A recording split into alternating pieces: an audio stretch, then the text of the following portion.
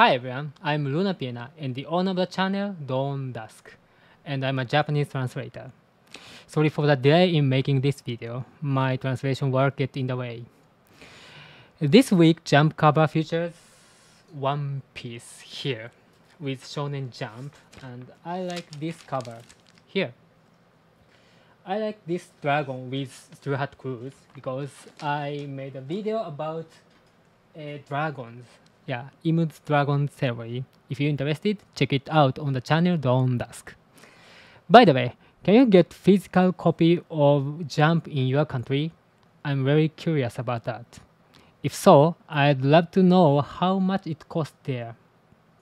Recently, it's been great seeing people from so many countries checking out this channel, so I'm very curious about in your country's situation with Shonen Jump. At Dusk, I create in-depth analysis videos on topics that interest me, but I often focus on weekly chapters here in this video, Luna Piena Art. I'll be expanding the content in the future, so if you are interested, feel free to subscribe. Just kidding. I'm sure you are all tired of hearing that phrase. Please subscribe. Even I am. Only subscribe if it's something you truly want to do. Yeah, as long as you keep watching my videos like today's, that's more than enough for me. Anyway, now let's dive into the analysis of chapter 1128. I especially want to focus on some odd interpretations of Japanese that have been circulating on social media. Yeah, unfortunately. I'd like to clear things up from native Japanese perspective. In this chapter, Luffy and the crew encountered a man riding a grasshopper in the Lego Island. His appearance somewhat reminded me of the Flying Fish Riders on the Sabaody saga. But when you think of grasshopper and rider, it's hard not to think of the famous Japanese hero, Kamen Rider. You know, Kamen Rider. Oda Sensei is known to be a fan of Kamen Rider, so it's fair to assume he's referencing it here. And in original version, there's an emphasized part of man's dialogue, so here's a direct translation. 決して進んではならぬ. You must never proceed. 太陽神様の神殿があり、それを守る凶暴な兵がおる. There's a temple of the sun god, guarded by the fierce soldiers. 生きて帰った者はおらぬ. No one have ever returned alive. Upon hearing these words, Luffy immediately heading in the opposite direction of the castle, as always. This scene gave me a sense of deja vu, specifically from Sky Pier. Luffy once said like this, 神がいるのか?絶対に足を踏み入れちゃならない場所に. Is there a god? In a place we should never set foot. In Skypiea, the god Enel reside in the upper yard, and now in this mysterious kingdom, there's a temple on the other side of Mirror, home to the sun god. This mysterious kingdom feels like an aquarium set inside the sun god temple. The Lego Kingdom and the Sun God's Temple are separated by the special mirror, through which the kingdom can only see the reflections, but the temple can observe the entire Lego Kingdom. By the way, Sanji asked Nami if he could clean the woman's quarters, likely because he wanted to use this mirror to peek from outside. Yeah, in Japan, this kind of magic mirror is commonly associated with adult videos. Yes, adult video scenarios. If you are curious, try searching for Magic Mirror Go. Yeah, Magic Mirror Band. Yeah, it's easier to understand if you search in Japanese, so I'll include a link or the Japanese word in the description. This room seems to be referred to as a temple, shinden in Japanese, and it looks like Chopper's was chained up here with a collar. Interestingly, in Skypiea, Chopper was also on the left behind at the temple. And 400 years ago, it was Moose who almost got executed in this temple. Since Moose refers to on elk, it feels like there's a deeper connection between the culture of Skypiea and this mysterious kingdom. And the appearance of this self-proclaimed sun god even resembles Chopper's monster point a bit.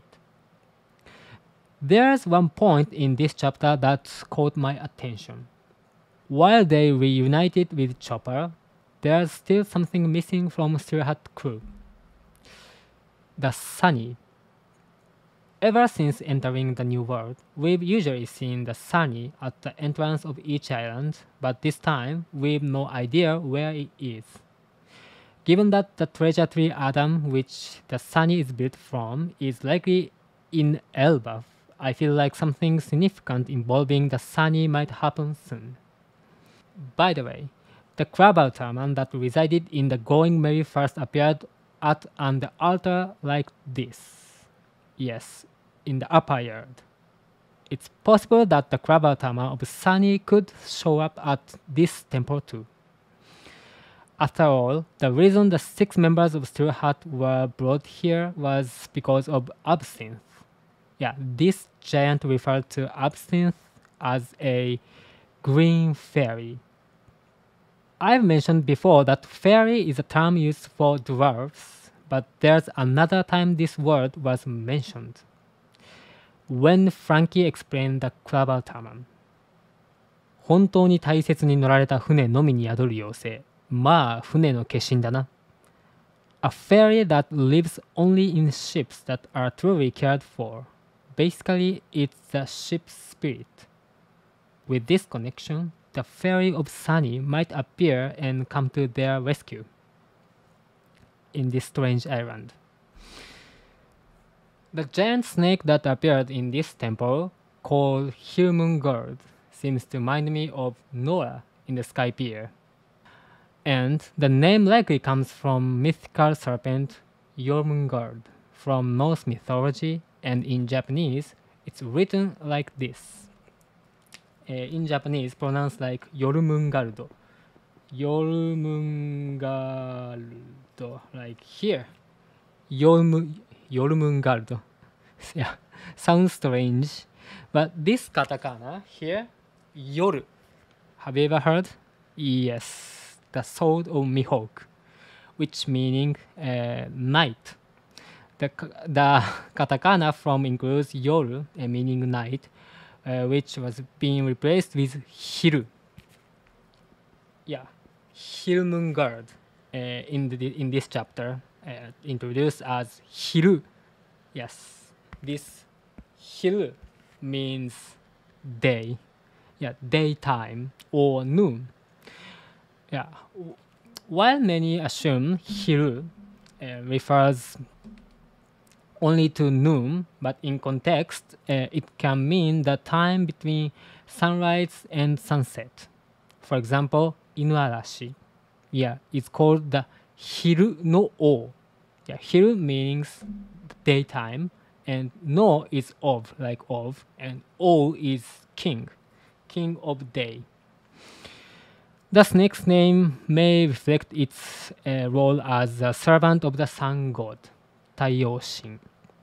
Additionally, the crow named Mugen somewhat resemble Albert. Yeah.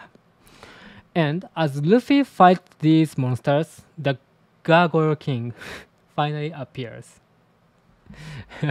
If you have watched Riverdale, you might recognize this character, Gargoyle King. It's based on the figure from the RPG-like show Griffon and Gargoyle. The chapter title is also RPG, role-playing game. There might be some influence here. Interestingly, the cover of the chapter 895 featuring the Great Maguni has similar creature, which could be more than coincidence. By the way, I've already mentioned this sun god, Taiyoshin-sama, in the previous video, but in this mysterious kingdom, the sun god is written without the Japanese possessive particle no. Yeah, of, meaning of. Like Taiyo no Kami or Taiyoshin. In this chapter, written as like this, without no. Taiyoshin. Sorry, here. Taiyoshin. This word is Taiyo, which means sun. And here is Kami or Shin, which means God. Yeah, written like this, Taiyoshin, in this chapter. In Japanese, when referring a specific sun god, it's usually phrased as Taiyoshin, like sun god Apollo, Taiyoshin Apollo, or sun god Horus, Taiyoshin Horus, or sun god Amaterasu, Taiyoshin Amaterasu, like this. However, when simply referring to the concept of sun god, god of sun, we often say Taiyo no Kami. Yeah, you have to insert no, which means of. Insert here. Taiyo no Kami, god of the sun. So how does this work in the world of One Piece?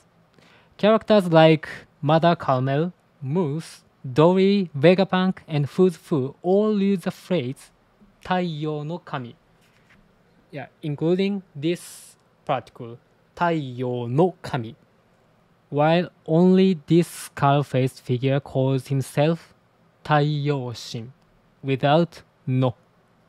This makes me think he's someone who wanted to become the sun god, similar to how Enel proclaimed himself a god.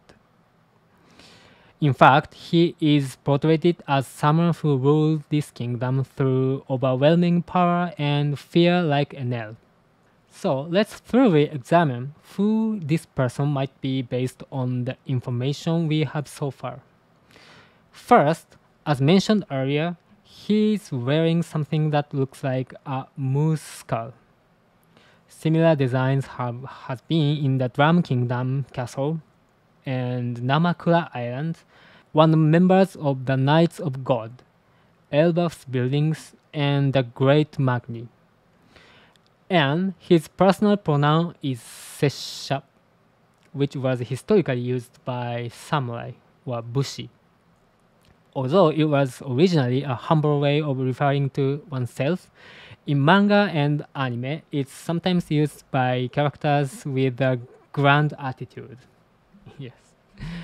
Traditionally, since samurai or bushi were mostly men, this pronoun is typically masculine. This is why Luffy and Zoro were surprised when Kikunojo, who they thought was a woman, referred to himself with Sessha, or refers to herself with Sessha. Still, we can't be certain about this character's gender based solely on that. Notably, most of characters who use Sessha, such as Kinemon, Momonosuke, and Uzuki Tempura, are samurai. Yeah, they are bushi.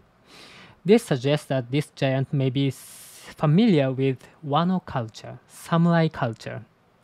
In fact, someone wearing the straw hat that's mainly produced in Wano was seen in the Elbaf. Yeah, the secret character.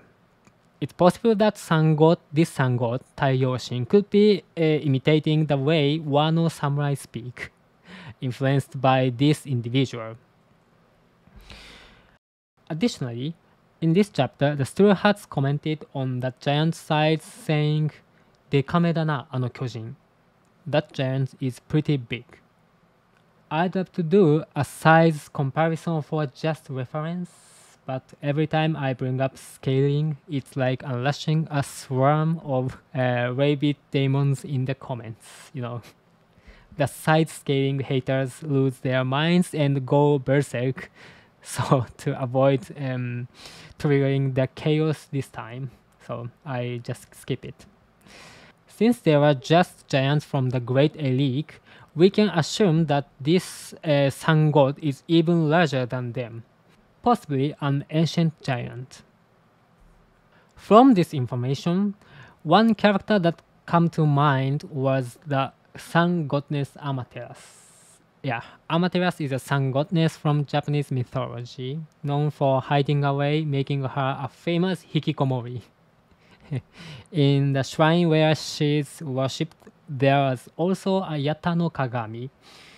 It's a sacred mirror. Yes, the shield in this chapter resembles the Yata no Kagami, and since mirrors are a key element in this mysterious kingdom, it's possible this character could be related to Amaterasu. Additionally, snakes and crows like Yamata no Orochi and Yata no Karasu appear in Japanese mythology. As I said, Amaterasu is a female god, goddess Amaterasu. If this sun god is female, it might explain why she doesn't have horns like other ancient giants, such as owls. It's possible that, like female deer, female ancient giants might not have horns. And lastly, I'd like to consider the sun god's motive. Yeah, we still don't know why Luffy and the others were captured in the first place. The person they met in Bloch Town, Lego Bloch Town, said they served Iskat, the lord of Big Stain Castle, a giant cat. In previous chapter, we saw what appeared to be human skulls scattered around Big Stain Castle. Based on that, as Zoro mentioned, it's possible that Sun God is just toying with humans like pets. There's more evidence for this. In this country, human food is referred as fodder, which is typically food for livestock like cattle or sheep. In Japanese RPG games, role-playing games, fodder also exists as a healing item. So it's possible that this sun god or someone connected to him brought the Straw Hat Pirates and the Sunny into this new RPG-like games as characters. But the big question is whether this sun god knows Luffy. If he does, there are two possible motivations. One possibility is that Luffy can transform into Nika. If this sun god claims to be the real sun god, the biggest threat to him would be the true sun god, Nika. Yeah, Luffy. This would be similar to how the Celestial Dragons see the old gods as a threat, as Satan said. In that case, it makes sense why he would capture Luffy and his crew. The second possibility could be linked to the new giant warrior pirate. As mentioned before, his skull headpiece is similar to the one on the Great Magni's figurehead. And his shoes also resemble those of Rhodes, and his soldiers' claw helmets share the same skull design as Stansen's. If this sun god views the new giant warriors pirates as rivals or holds a grudge against them, capturing their boss, the Straw Hat Pirates, would be a natural move. There's still a lot I'd like to analyze in this video, like connection to the Namakura Islands and the God Knights. But I'll revisit that after seeing how the next chapter unfolds. Since I sometimes worked with publishers, I only release One Piece videos after the official Monday release. By then, many of you may have already moved on from the latest chapter, but I hope you can use this channel and my videos as a place to reflect on it before the next chapter. I also share daily updates about other Japanese manga and more One Piece info with my Patreon members. Occasionally I release free articles, so feel free to check it out my page when you have a time. Okay, see you in the next chapter analysis video.